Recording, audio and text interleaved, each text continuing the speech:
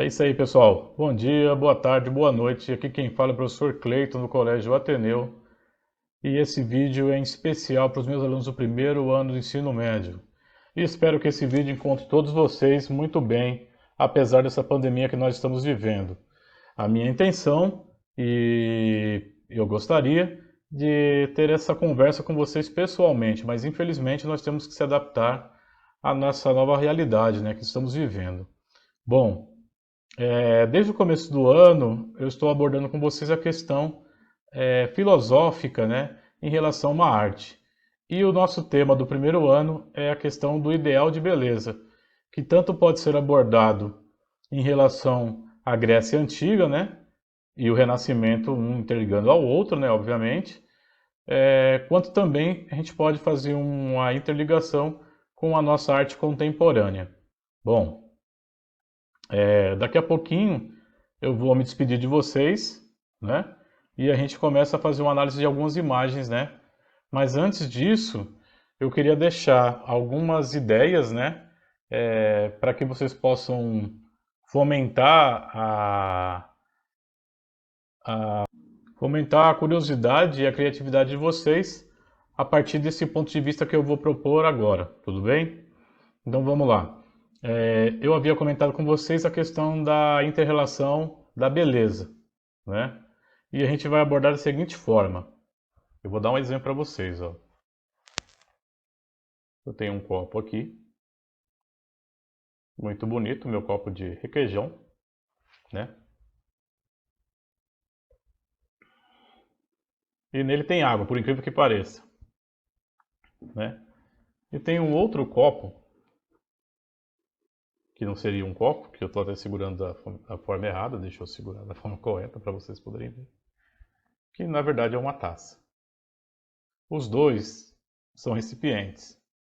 Os dois contêm a mesma coisa, que no caso seria a água. Mas apenas um desses dois, a água é filtrada, a outra é água torneiral mesmo. E vocês não conseguiram perceber. Por quê? Porque a água é considerada a fonte da vida. Então é esse tipo de abordagem que nós vamos fazer. Nós vamos estudar a fonte, né, que seria a água, né, e não a embalagem, e não o suporte. Ou seja, que aí vem a grande sacada do nosso vídeo, tá? Vou pedir para a produção deixar aqui do lado da água, né? O que eu acabei de mostrar para vocês é que a essência pode continuar a mesma, mas a estética pode mudar, mesmo contendo a mesma essência. Ou seja, o ideal de beleza, ele vai além da parte da estética. Ele vai se aprofundar e vai fazer uma inter-relação entre o que você vê e o que você sente. Tudo bem? Pensem nisso que eu acabei de falar. O que você vê e o que você sente. Tudo bem? E aí, só depois disso, através do seu autoconhecimento, de uma abordagem reflexiva, você vai conseguir entender a diferença e principalmente o contraponto entre a questão da estética e a questão da beleza. E nesse vídeo a gente vai tentar, ou seja, desvincular uma da outra, né? Para que eu possa ter dois suportes, né? Da mesma essência, mas com estéticas diferentes. Tudo bem? Vamos lá? Então eu vou analisar algumas imagens, vou trazer algumas coisas escritas, né? Alguns pensamentos desses pensadores que se debruçaram sobre a questão da beleza, né?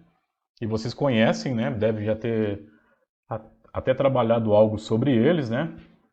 E são quatro, né, que a gente vai trabalhar hoje, né? Platão, Aristóteles, Kant e Hegel. Numa sequência mesmo, né? Começando por Platão e terminando com Hegel.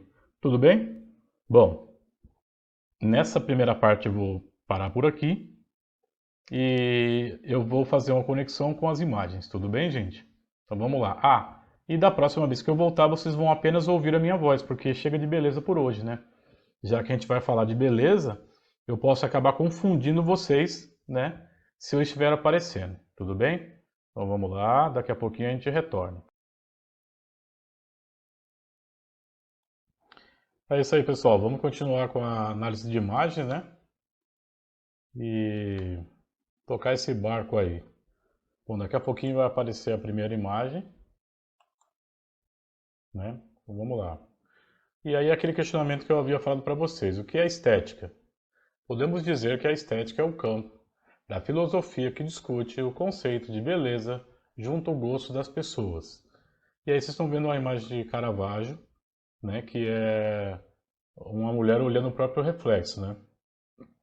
Bom, aí a gente vai passar para uma outra análise agora. A estética como filosofia do belo. E aí lembra do que eu falei para vocês, a gente tem algumas perspectivas de análise, né? A primeira delas eu vou falar sobre Platão. Bom, para Platão é o perfeito, absoluto, atemporal, é uma ideia. Então ele está no mundo das ideias. Aristóteles, que seguiu um pouco mais adiante, já começou a enxergar a beleza como algo que possui ordem, limite e simetria. E aí vocês vão perceber que vai se assemelhar muito ao que vai vir depois, com a estética cristã, medieval, né? Da questão da forma, da ordem e da proporção, que vai misturar essa ideia com o resgate da cultura greco-romana, e você vai ter a questão do renascimento, que aí é a consonância da integração mútua das partes. Ou seja, tudo faz sentido, tudo é conectado, tudo faz parte de algo maior, de um plano maior, como se fosse um pequeno quebra-cabeça que, na verdade, é um fragmento de algo muito maior, que é o pensamento de quem tem a sua estética baseada no cristianismo, né? Em que você vai ter um comportamento aqui dia após dia para chegar à questão do céu, né? Isso, obviamente, né? Antes do século XVIII, que tem a ver com o quê? Com as qualidades das coisas e da realidade. Tudo bem? Então vamos continuar aqui. E aí a gente vai partir mesmo para aquela definição que eu havia comentado com vocês, aqueles quatro pensadores, né? A grosso modo, a gente vai pegar apenas uma frase, um fragmento desse pensamento, tudo bem? Então, como eu havia falado para vocês, né, é a questão do Platão, né, que é uma união inseparável entre o belo, a beleza, o amor e o saber. Para Aristóteles, seria a questão da simetria, da composição, ordenação, proposição e equilíbrio. Já Kant, ele visa a questão do objeto como um fenômeno que instiga a sensação do prazer e que provoca a fruição. O que seria essa fruição? É você olhar algo belo e você se sentir bem ao olhar. E que seria exatamente o contrário de algo que não tem uma estética muito bela e que te provoca o quê? A questão da repulsa, né? O distanciamento, você fica preocupado, você não quer encarar de frente. Essa, por sinal, a questão da sensação, das ordens, que vai trazer uma ideia de razão, é a crítica de Hegel. Tudo bem? Por quê? Ele acaba criticando. Deixa eu voltar aqui porque ele acabou partindo, né? Ele acaba criticando o Kant nesse sentido, porque o Kant se distanciou da questão principal da filosofia, que era o foco da verdade, e estudar o ser. Tá? Então vou ler aqui a do Hegel. Ciência, que estuda o belo, né? Conferindo a estética a categoria de ciência filosófica. Tudo bem? Esse pedacinho para mim não é meu, tá? Mas eu peguei uma ideia só para que vocês possam ter uma visão geral, né? Então, uma visão holística típica do terapeuta oriental. Isso, que isso quer dizer? Ele sempre vai estar... Saúde, foi minha mulher que espirrou, gente. Ele sempre vai estar visando uma harmonia das coisas, que é a questão da estética. Tudo bem? E aí a gente vai passar mais uma aqui, né? Para analisar da seguinte forma. Vai acabar surgindo aqui agora, ó. Então a filosofia e o discurso sobre a beleza. Um dos discursos sobre a beleza que mais usamos no cotidiano é aquele que trata sobre a beleza, que é algo mais ou menos belo, de acordo com a proximidade que essa coisa tiver da beleza em si. A beleza do mundo, das ideias, de Platão, por exemplo, diz que a beleza absoluta é o brilho do esplendor da verdade. Bom, partindo desse ponto, eu vou apresentar para vocês agora duas ideias filosóficas em relação ao belo e o feio para as artes. Então vamos falar da primeira agora, ó. A representação do feio, no momento em que a arte rompe com a ideia de ser cópia do real e passa a ser considerada criação autônoma, que tem por função revelar as possibilidades do real, ela passa a ser avaliada de acordo com a autenticidade da sua proposta e com a sua capacidade de falar do sentimento, ou seja, a arte como forma de pensamento. Tudo bem? Então, professor, eu não entendi essa parte. Quer dizer que eu posso pegar algo feio e ainda assim fazer uma obra de arte? Com certeza. A gente tem o Grito, a gente tem o Guernica, a gente tem várias obras que não têm uma estética bela, mas lembra do que eu falei do copo d'água. A essência é o que realmente conta, tudo bem? Agora, essa é a parte bela, mesmo usando algo feio. Agora vamos para a parte que, no caso, seria feia, e não usar o feio, tá? A forma de representação feia é o seguinte, ó. O problema do belo e do feio é ser o deslocamento do assunto para o modo de representação. Só haverá obra feia ou feias na medida em que forem mal feitas, que não são correspondentes plenamente à sua proposta. Nesse sentido, o feio não poderá ser objeto da arte, pois não haverá obra de arte. Então, eu vou dar um exemplo para vocês. Eu estou escrevendo uma poesia, eu estou escrevendo um texto, eu estou pintando um quadro, eu estou fazendo um trabalho de escola, eu estou digitando algo que seria importante, que teria uma relevância, e eu paro no meio do caminho.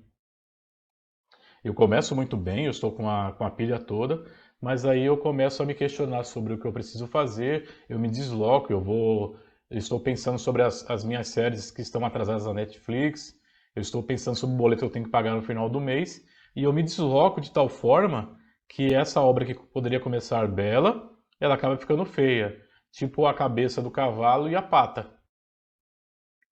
Que você consegue visualizar aqui no começo, a pessoa estava totalmente concentrada, ela teve uma ideia, e no meio desse processo ela desistiu. E aí fica mal feito. Ou o contrário, que é pior ainda, quando você se dedica mais à capa do trabalho do que ao conteúdo.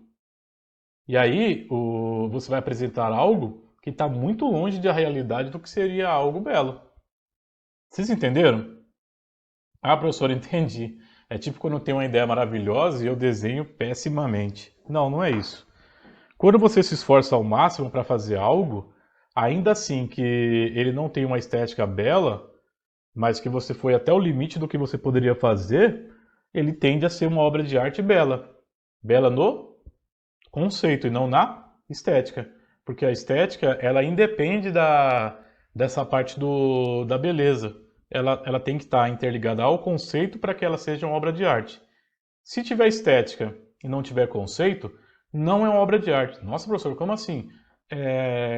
Eu sempre falo, compara uma obra de arte que vale 20, 30, 40 milhões com o artesanato. Às vezes o artesanato é muito mais complexo na parte da estética. Mas o conceito, ele é uma reprodução contínua da mesma coisa. Então, aquele artista acaba tendo aquela obra como um ofício.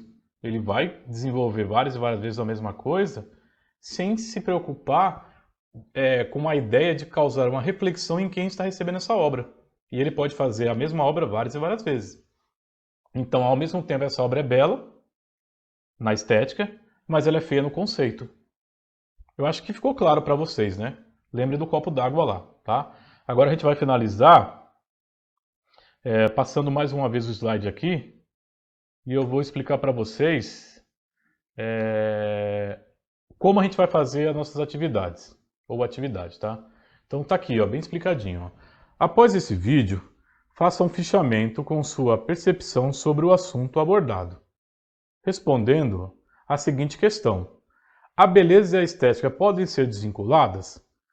As atividades feitas em casa se tornarão um portfólio que formarão a média na disciplina de artes. Então, o que eu quero que vocês façam? Gente, para pensar. Veja esse vídeo, pensa no que eu acabei abordando, tenta colocar um aspecto de que a beleza ela tem dois modos de ser vista, tá? Eu não vou falar muito, senão vou dar resposta, mas eu quero que vocês escrevam sobre, tudo bem? E lembre-se, se esforcem para não fazer uma obra feia e não usar o feio como obra, tudo bem? Fique com Deus, até a próxima e a gente se vê, pessoal. Tchau, tchau.